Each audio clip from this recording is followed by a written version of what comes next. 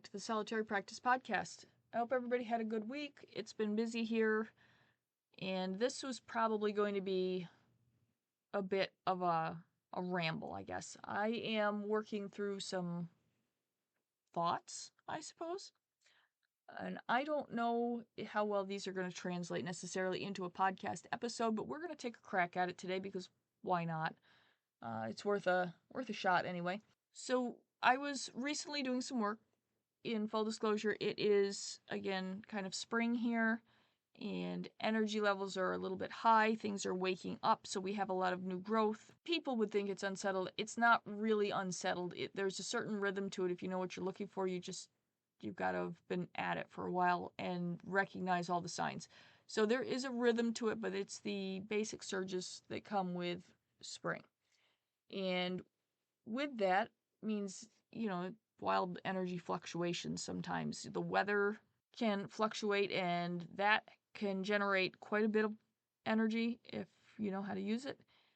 And the land is doing the same thing, and then you've got all the trees and the animals. So, long story short, lots of energy surges and fluctuations here.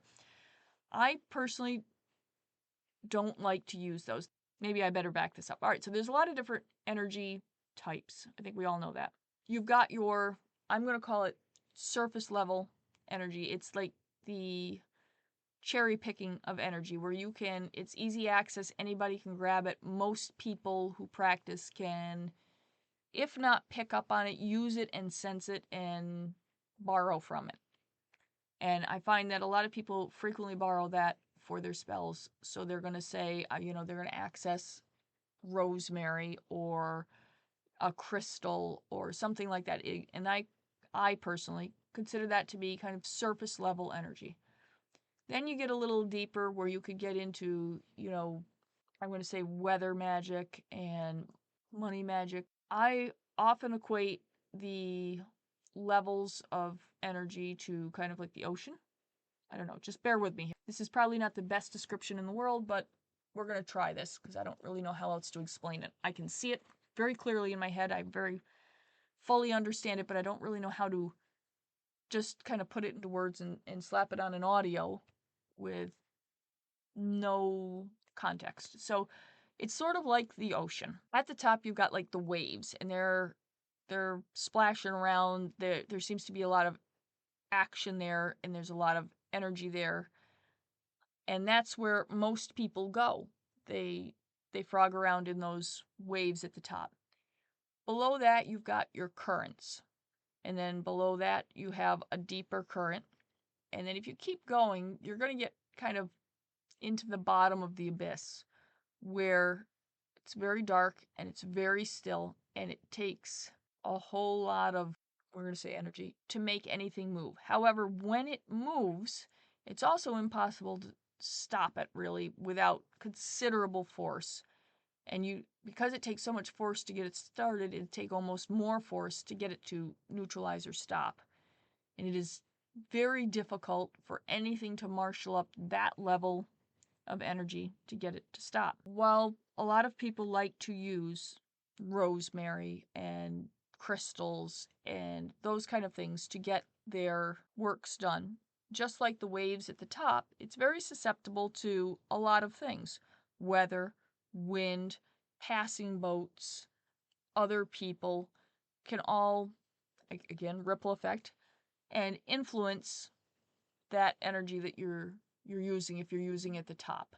So I don't tend to use top level for literally anything. The other thing is, it's very visible. Very, very, very visible. So I like to get down, not even into the currents, because once in a while you still encounter somebody who is in those currents. I like to get down closer to let's say, closer to the continental shelf. And there's a sweet spot in there where it's a little hard to get stuff started. You need to do a little bit more work, but it's also not the same as trying to move something way down in the bottom of the abyss. Save that for the, I guess, really important stuff. And once you get that moving, it's extremely rare that you encounter anybody else that's going to have anything going on down there. if you encounter anything, it's going to be some form of like deep sea creature. And generally they kind of correlate to like the other entities that you might encounter when you're using these deeper, stronger pieces of work and energies. I think that whole description might have gone sideways, but hopefully you guys can follow along. So anyway, I was recently doing some work, and it is spring, and yes, I could skim all that free energy that's floating around here, but again, that is a lot like the waves at the top of the ocean. I have been ignoring that and working with the deeper stuff because, quite frankly, I just like it. I like it better. It's kind of my comfort zone, so that's where I've been working. Now, because nobody else is using it and there's not really a whole lot else around, I have pretty much, it's probably not true, but unlimited access to it. I'm not borrowing, I'm not skimming, I'm not limited by what's on the top or who else might be drawing off it. There's nobody else here, nobody else is drawing off it. I have unlimited access to an enormous volume of energy. And once I get it kind of formulated and going where I want it to go, there's not what most people would consider a limit on it. Now, I know that there's limits on it. I recognize what the limits are, but those limits don't look like the limits you'd see on some of the surface energies. It's not going to run out. It's not going to fluctuate. It's very steady. It's very dependable. It's very strong and solid to use. And I do love a strong and solid thing. You can probably tell with all my talk about foundations and all that fun stuff. So I was working with this energy the other day, and I kind of stopped and had a look at it because it's what I do mid-work. Sometimes I will kind of like step away from it and step to the side and look at what I'm doing, how I'm doing it. Sometimes it's helpful if somebody is looking at your work and can critique it, but I don't have anybody to look at my work and critique it, so I have to do it for myself, which is, sometimes you gotta be a little hard on yourself when you do that. You can't give yourself a pass. And so I was looking at it and looking at how I was using it, and that was when I came up with the question, am I moving this, or is this moving me? Like, who's really in charge here? And I don't mean in charge like in a superiority complex kind of way. I just mean, what's the impetus? Am I doing this particular work because I actually want to do the work, or because the energy actually wants to move over that way? And one of the reasons, I guess, that I kind of hit this line of thought is it seemed to move almost too readily. It was not a light lift, please. Like, it wasn't like, woohoo, and it took off. It was not like that. I still had to go through the process and I still had to get it moving, but it was not, I guess it wasn't particularly resistive. Sometimes when you want it to go, it's a little sluggish and you've got to kind of like move it along. It went not, I don't want to say willingly, but it didn't have as much resistance to moving in the particular direction I wanted it to go as I had anticipated that it would. Now, that could just be me being wrong. Maybe I'm doing a fantastic job and maybe there's no issue here. Or maybe it wanted to go that way all along and needed basically a conduit to deliver it over there to do what it needed to do. And so I had a really rather splendid time the last little bit thinking about, am I running it or is it running me? Because quite frankly, you get to these points where you're with some bigger fish.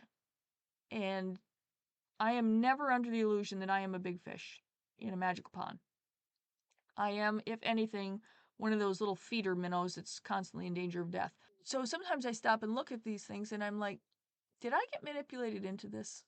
Has it been generally suggested to me that I might want to do this? And then I have to kind of back it out and start retracing. Some of these things are very subtle. The energy is very, again, quiet, deep, slow, quiet. You don't even notice it's moving. So I have to go back and kind of look through. And the other thing is, yes, I do have access to tremendous, tremendous amounts of energy, and that always kind of gives me pause. While most people are like, how would I power this spell? I have not stopped to consider how I will power anything in so long that I can't even remember the last time that was a concern. Like, a lot of people think, like, how am I going to power that? I don't ever think about that. I have not in a very long time. Honestly, I'm sitting here trying to think of how long ago it was the last time I decided how I was going to power something. I have access to all sorts of stuff, so it's never really a question for me as to how I'm going to power anything. I'm just going to because I have access to, like, untapped volumes of it. All I have to do is get it to move, which takes some energy, but usually for that I will use some personal energy, and I have the whole reciprocating thing that I can use to replenish. But anyway, I'm digressing. So as I was looking at this, I have been kind of delving into the, I guess, conundrum. There is no clear answer here. Am I using it or is it using me? Am I a channel for where this wants to go? And am I being, to some extent, basically manipulated into providing this path and setup to achieve certain things that need to be achieved? Because just like someone might use a cauldron or a chalice or, some herbs or a candle to get their spell done, larger things don't necessarily hesitate to use you just like a tool. And it's something I have learned to watch for over the years. In this particular instance, I don't necessarily think it was the case. There's not enough evidence, for lack of a better term, to indicate that is the case here, but it is always a concern, and I do watch for it, mostly because I'm, again, a little contrary by nature, and so even if it was still going to use me one way or the other, I would try to make its life difficult just for the fun of it. And also because, the principle of the thing. I don't particularly like being something else's tool. So I guess I've taken us on a little trip down into energetic types, levels of energy. I don't know what we want to call that.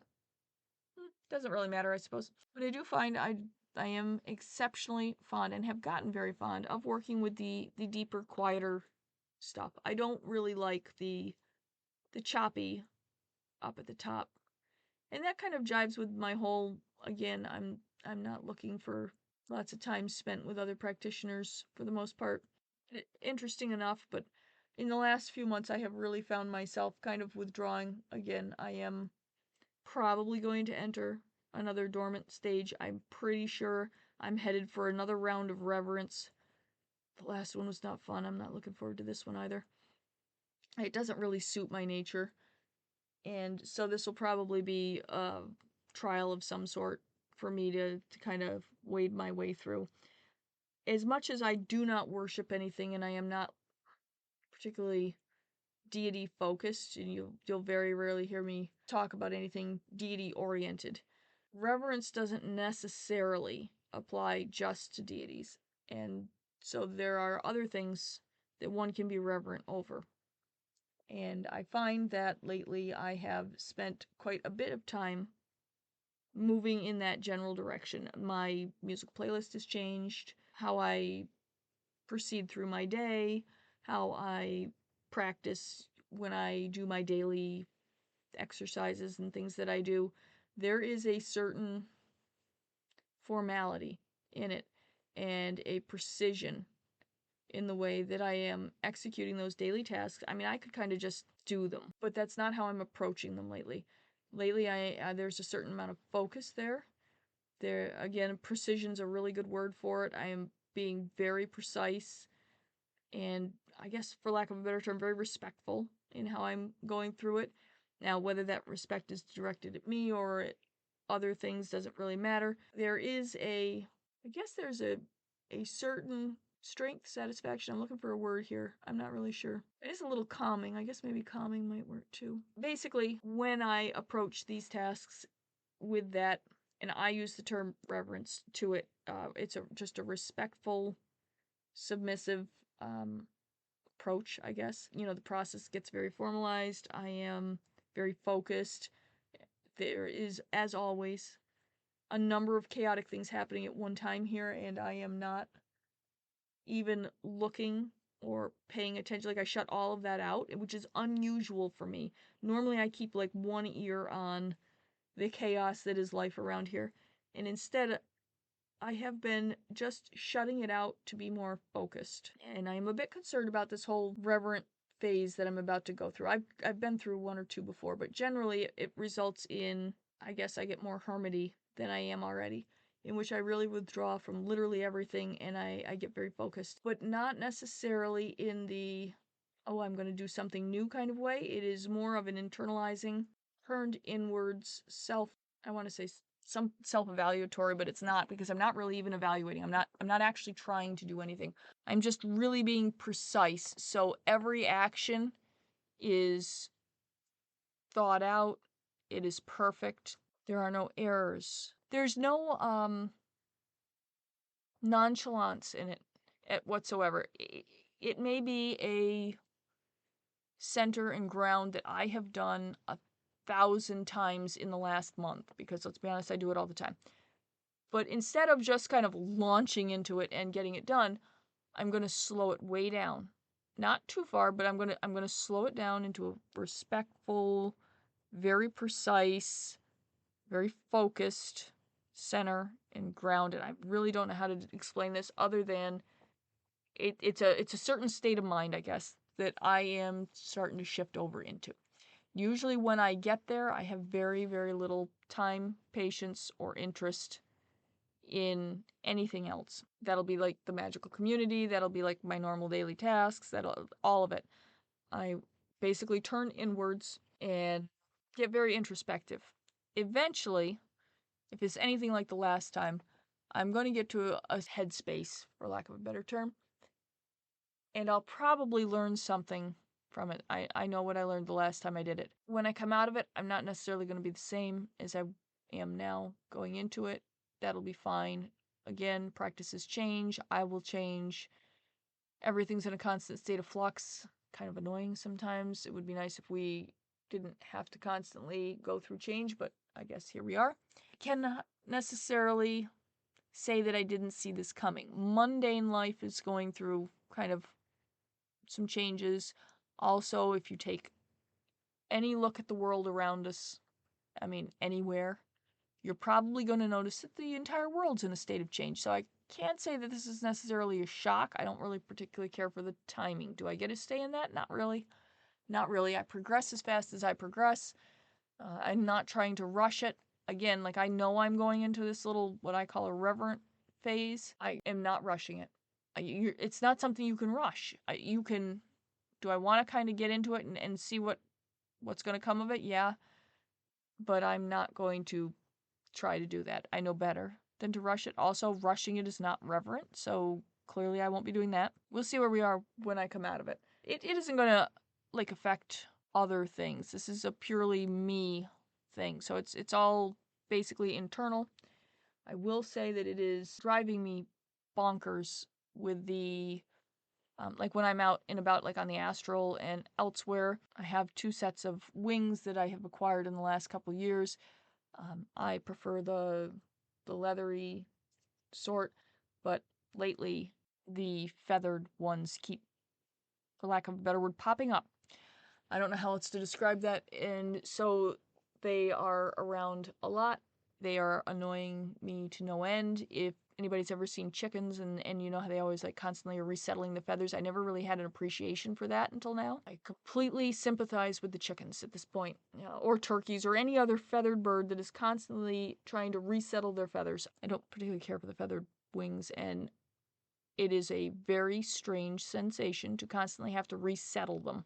All the little, I don't know, they rub against each other and then the least little thing, and if there's any form of wind, and it can just kind of get them all messed up. It's not painful, it's not bad, but it's like I'm going to say like a persistent itch, and you cannot not resettle them. And of course, I don't particularly like them, so I don't use them very often, and I try to get them gone as much as possible.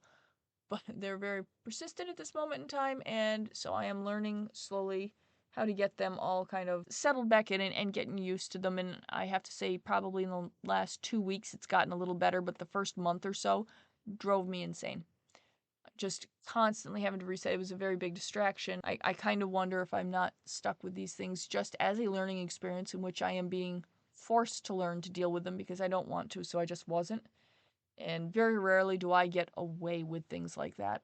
I like to try. Sometimes I just like to annoy the things that teach me by being resistive for fun. Because honestly, if you do what they want you to do all the time, they may be under the impression that you're agreeable, and I wouldn't want that. So anyway, yeah, spending a lot of time with these wings. I have finally got kind of used to the feathered ones. I'm not super thrilled that I am apparently going to be using the feathered ones going forward for the time being. I have been getting out and about a little bit more in the travels. It's been interesting. I have some people that I interact with periodically, and I've been seeing them more now. Let's back that up. So I just called them people.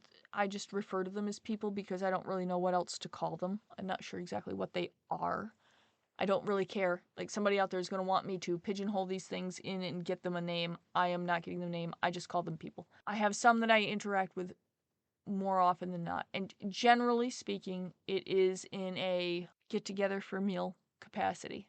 So I'm not going to say, we're having dinner or whatever, but we get together for, it's sort of like a dinner party. I don't know. It's generally like more of like a college friends kind of get together, wine, snacks kind of dinner party, not so much like formal dinner party, although I've been to a few of those, and those are always interesting. But yeah, so we haven't gotten together for a while, and we did get together a little bit ago. Just very interesting. One of the things I think people are too tied to, I think, is they want things to stay the same every time they go there. These things do not stay the same. I can count on one hand the number of times over the years that I have seen these things look the same as a previous time I've encountered them.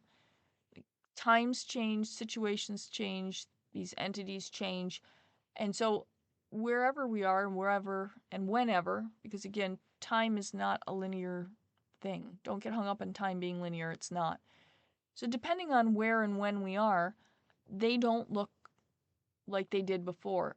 I am recognizing them by essentially I'm just going to call it the energy signature because that's kind of what I call it, and you can call it anything you want, but I recognize them by their energy signatures, not by how they look. It is very, very important not to base your thoughts and decisions about what something is by how it looks. Many of these things can change forms, shape, they change over time. Again, we're running forward, backwards, sideways, up, down, left, right, in, out, in time. There is no way that it's going to be consistent and always the same because very, very few things are still and do not move. But I always recognize them. They have energy signatures that are very distinct, and I enjoy catching up with them. So I did catch up with them. It was absolutely bizarre. Sometimes these quote unquote dinners with them, yeah, the food is weird, everything is weird, but it is always fun, and we always end up laughing. Usually one of us is laughing at the other, let's be honest, but because somebody will do something silly, not intending to, but just because, again, every time they see us, everything is different, and yeah, chaos ensues pretty much for it.